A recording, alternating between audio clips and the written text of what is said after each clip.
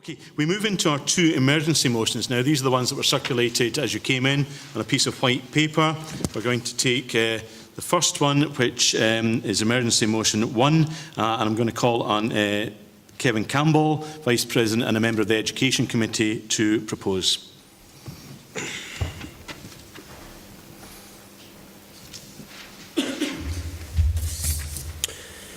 Colleagues, the impetus behind this motion is not difficult to understand, and I believe it is at the forefront of every secondary school teacher's mind in Scotland. Indeed, I would imagine that most of us are just absolutely sick to the back teeth of the whole palaver concerning the national qualifications. Since it was announced back in what seems like the dim recesses of time that Scottish education was to be overhauled and effectively replaced root and branch, and that was to be done in neck-breaking time with the shortest of run-ins, our jobs have become a constant grind of writing, rewriting and re-rewriting course materials, schemes of works, homeworks, prelims, etc., etc. And when, colleagues, were we consulted on the types of changes to be made, and who asked us whether we were prepared to effect these changes without a decent pay upgrade and all the time it has taken to implement them? It gets to a point where, as a professional, who, by the way, is constantly browbeaten about self-evaluation and developing yourself to be a better professional and codes of conduct and so on, that you have to seriously consider the competence of the layers of bureaucracy above our profession. Why are the changes to course content in biology and computing, to name only two of the most seriously affected, even happening? Who has asked for these changes? To my mind, no one. In point of fact, we were told that no such changes would take place. Colleagues, the teachers' unions in Scotland called on the government to reduce our workload around the national qualifications. Has this happened? Do all these uncalled for changes reduce your workload? No. The effect of these changes is simply more work. Are the SQA coming round schools to rewrite course schedules? Are Education Scotland coming round to rewrite pupil booklets? Is the Education Minister coming in to make up some new homeworks? Will the Public Equity Fund money be used to buy new textbooks once these new textbooks are amended in, say, a year and a half, 2 years' time? I severely doubt it. And colleagues, where are we getting the time to implement changes to these resources? What with the national shortage of subject specialists and supply? That's right, we're not. The whole kit and caboodle is a nonsense, and I call on you all to support this motion.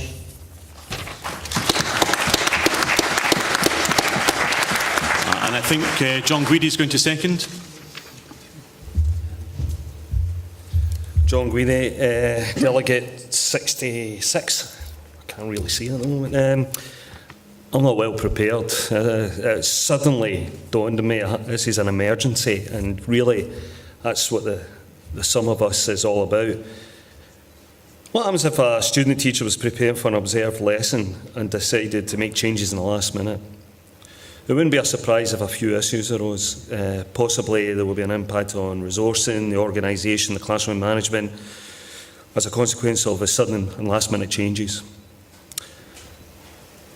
Depending on how that observed lesson went, the student teacher could be asked by the observer to make minor modifications in their teaching for future, because they didn't get it right in the first time. Or on the other hand, it could be so bad that the student teacher could be immediately withdrawn from the classroom to minimise any future negative impact on the pupils. But what happens if the SQA bring changes to the course content of a in National 5, for instance, and in particular biology teacher? The implication is that the teachers will have to make new booklets, more tests, new tests, a new prelim, changes or modify other resources such as PowerPoints, ICT materials, changes to the homework. All these changes to match the new content as stated by the SQA. However, these changes on the National 5 courses have limited impact on the SQA itself. The impact is on the teacher. It is another example of external agencies' pure decision that leads to teachers having more workload, more stress and limited time to make those changes. Why another change to the National 5 computing and biology? Is it because the SQA didn't get it right the first time around? Or possibly it did get it right, and this is a change for change's sake. Unlike the aforementioned student teacher delivered a poorly prepared lesson, the said student teacher is accountable to their line manager. The SQA, on the other hand, seems to be accountable, wait for it, possibly the SQA. It's unclear what system of checks and balances that apply to SQA when it comes to curricular change. This association would like to give some advice to the SQA. Get the courses right first time around, then you will not have this constant cycle of continuous change. We ask the immediate suspension of the changes to the National 5 in computing and biology because the teachers will be ill-prepared, have limited resources, etc., etc., etc. But more importantly, we are asking for an immediate suspension because we care for the pupils and the teachers who will have to endure this merry-go-round, unlike the SQA, who simply light the fuse and stand well away back. Support the motion, please.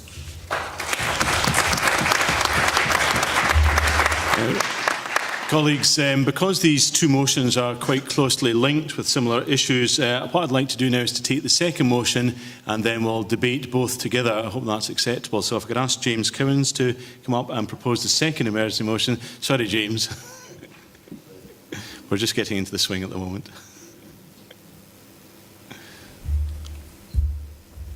Hi folks, James Cowans, number 65 at Renfrew area. We met maybe about 10 days ago and on the Saturday morning when this came up, and it did cause quite a debate about these new learning outcomes being introduced. So it was my understanding of the national qualifications that once introduced there would be minor changes made to learning outcomes. By making these changes, it would allow the secondary school subjects to keep up to date. The introduction of these changes have to be managed. Appropriate and realistic timelines should be used. Is this not the point of good management within schools? Put pupils first, give teachers time to teach. I love these. We seem to have a good one every year. So, why am I asking such a question for timelines? You may have assumed, like myself, that it was obvious. Maybe some people need a little bit of clarification, how schools maybe work. Schools are driven by the authority's strategic plans,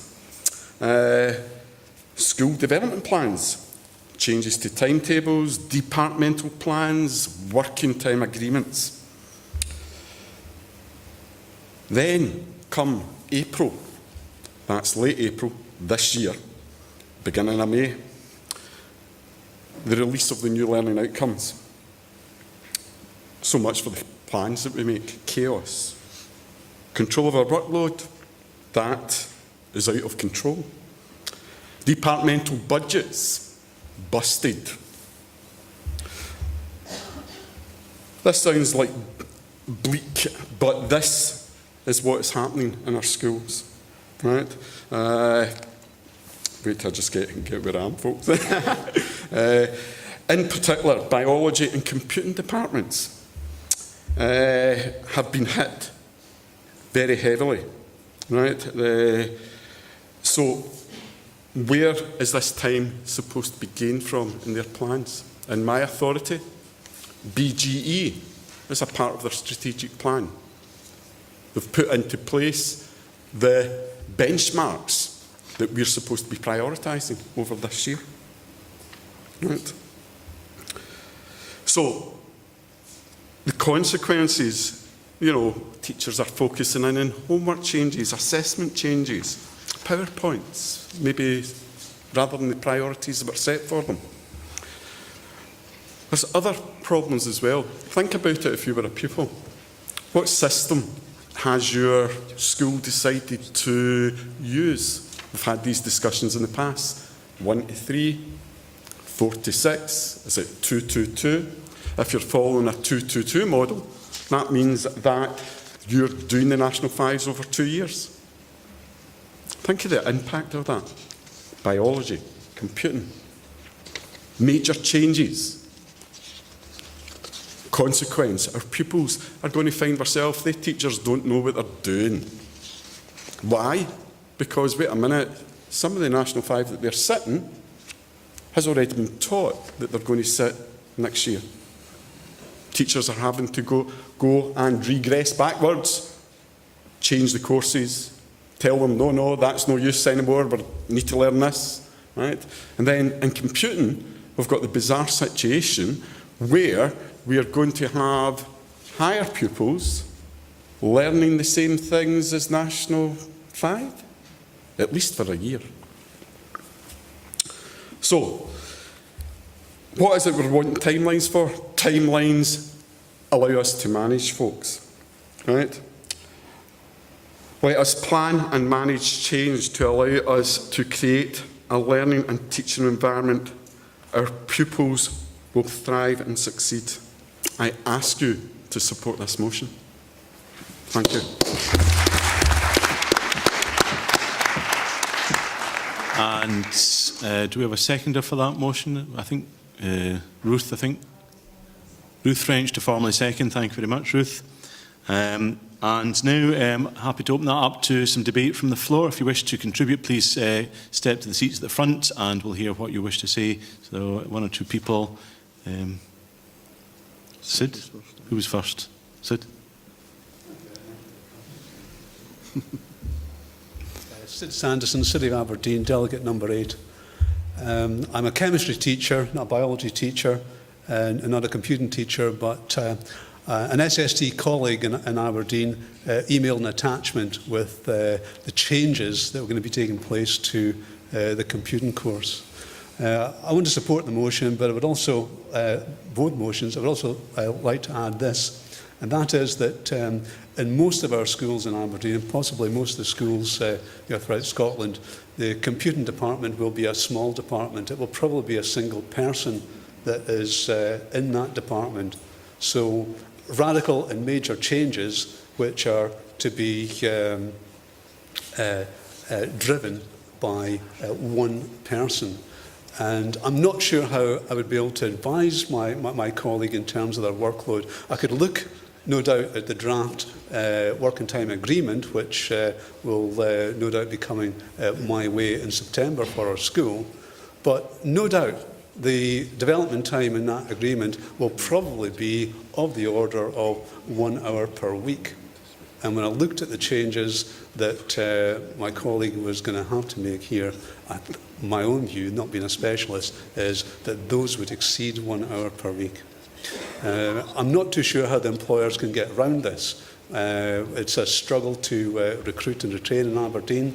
It's a struggle to find ICT teachers. It's a struggle to find supply teachers who could come in and cover classes to allow the ICT teacher or computing teacher to make these changes. It looks like they are going to be on their own, unless, of course, we endorse and support the motion to suspend these changes for 1 year. I'd also further like to add that the SQA, when they do make changes, seem to be unaware of the fact that we have single-person departments in schools. They seem to be unaware of when we change timetables. They seem to think that we may be sitting in schools in the staff room reading the Press and Journal or the Glasgow Herald all day or whatever it might be. That is not the case. Support motions. Thank you. I think Sarah was next.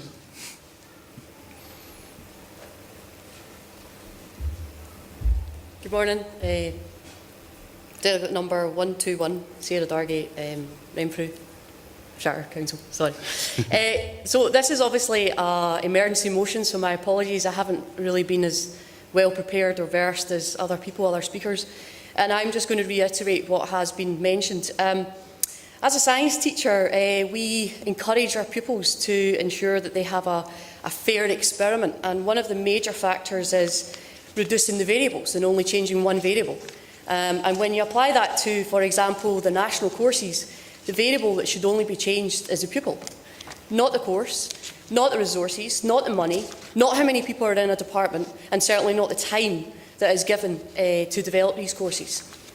As mentioned by Sid, I also am a kind of one-man person, or sorry, woman person in biology in my school. It shouldn't matter how many people are in a department. I just feel now, I've been teaching now for 5 years, and I feel more isolated than ever. I remember vaguely, my mum was also a teacher, and they used to receive these packs, these course packs that had already been written and endorsed. Good old days. Money had been put aside. People had been taken out to write these courses. I'm not saying they were the best courses at all. But when you now ask an individual teacher or separate departments, separate schools within the same authority, within the same region, within the same country that are all teaching the same course, and we are all developing individually these courses, it's not rocket science, guys. That is a waste of resources, of money, of time. And I am stressed. And I know I'm not the only one that's stressed for this. I recently put up I think it was fairly to the point rant on Synapse. Synapse is an online, almost I feel agony aunt, that fellow biologists can discuss things, because once again we very much feel, dare I say it, Groundhog Day. This happened before, it's now happening again this year. What's going to happen next year? This is the National 5, what's going to happen to the higher, the advanced higher? And then it's going to be Groundhog Day again, because they'll then do updates once again for the National 4, and so it goes on again. I implore you, please support this motion of suspending these changes, but also for having a thorough discussion with actual classroom teachers about what the changes should be. Thank you. Thank you very much, Sarah.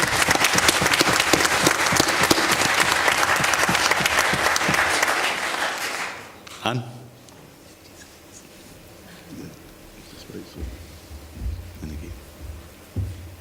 Sorry, folks, it's a long way around now. I'm Stuart Kamisha, I'm delegate number 59, and I try to be a computing science teacher. So, Kevin, could we make a small amendment to the motion and put computing science? But I think that very fact actually shows something rather concerning. Okay, you expect computing science to be moving forward, the new technologies coming on and things like that. But in the last few years, it's been computing studies, it's been computer education, it's been computing, and now, since Nat 5, we are computing science. I brought my visual aids, I brought the yellow ones that show the things that are new in the course, and the red ones are the things that have been deleted. Huge chunks, absolutely massive. But please, folks, I think the majority of computing science teachers would support the changes. It's not the changes we're objecting to, it's the fact that they've been hoisted in on us with insufficient time to prepare. And as professionals, we want to do the best we can for our youngsters. And it's just so frustrating that yet again the SQA and the government haven't listened to the teacher's voice. One other thing I say, Nat 5 does not stand alone. The higher will be changing, but at the moment it hasn't changed. And most of us have to teach bi-level classes. The Nat 4 hasn't been touched. So it's a nightmare as to how we're going to be working to get it right for every child. So please support the motion. I can't speak for biology, but I have spoken to colleagues and they also are facing horrendous times ahead if we don't get something as a suspension until we can get it right. Get the time for change right, please. Thank you. Thank you very much, Anne. We've got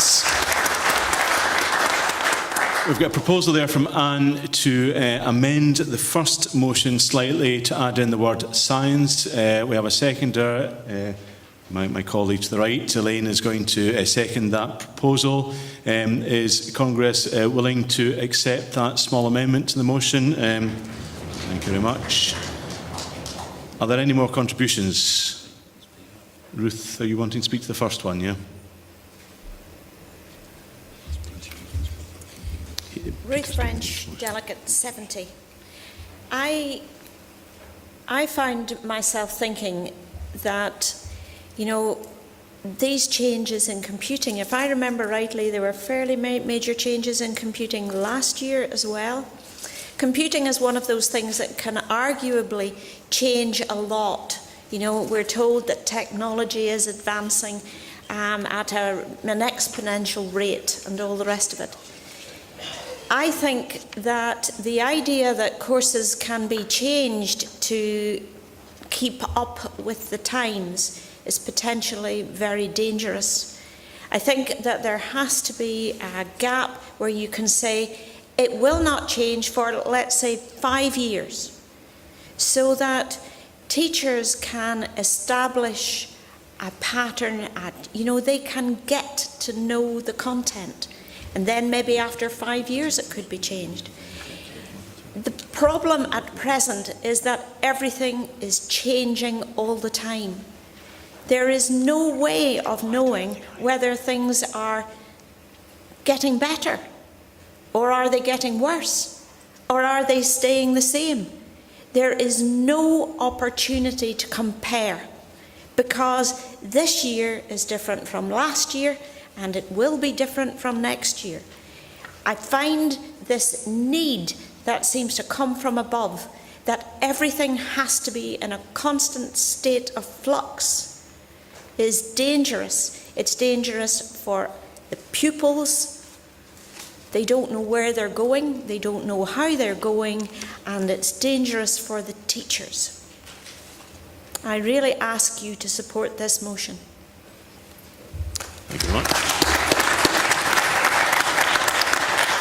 As there was nobody speaking against the motion, I don't think we need to ask the proposers to reply. So what I intend to do now is to move to a vote on each of the two motions. So could we start off with emergency motion 1? Could I see those in favour? Please raise your hands. Anybody against? Any abstentions? Carried, thank you. And emergency motion 2, could I see those in favour? Anybody against? Any abstentions? Both motions are unanimous. Thank you very much.